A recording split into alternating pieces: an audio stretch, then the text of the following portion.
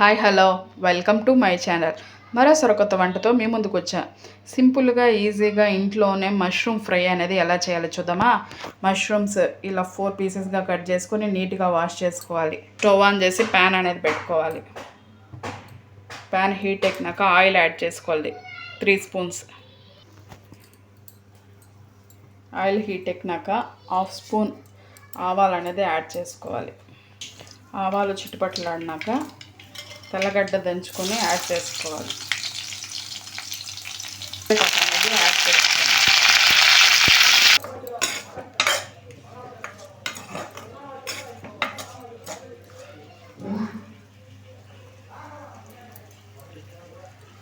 ఉడికే కొద్దికి మష్రూమ్లో ఉండే వాటర్ అనేది బయట వస్తున్నాయి చూడండి.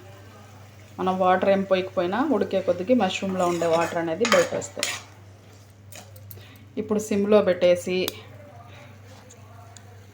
మూత పెట్టి ఒక 5 మినిట్స్ ఉడికించుకోవాలి.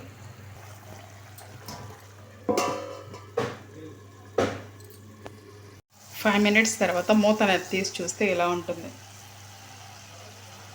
ఇప్పుడు ఉడికినాక కారం 1 స్పూన్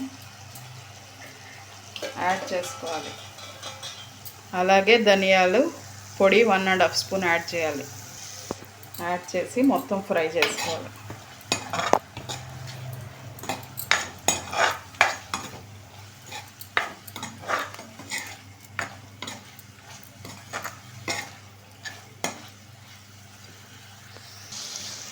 కారము సాల్ట్ అని చెక్ చేసుకొని అగైన్ ఒక 2 మినిట్స్ మూత పెట్టి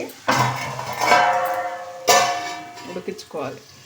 2 మినిట్స్ తర్వాత మూత తీసి చూస్తే ఇలా ఉంటుంది. ఇప్పుడు ఫైనల్ టచ్గా కొత్తిమీర అనేది యాడ్ చేసుకోవాలి. యాడ్ చేసుకొని స్టవ్ ఆఫ్ చేసేవాలి. ఇప్పుడు సర్వింగ్ బౌల్లోకి తీసుకొని చూద్దాం.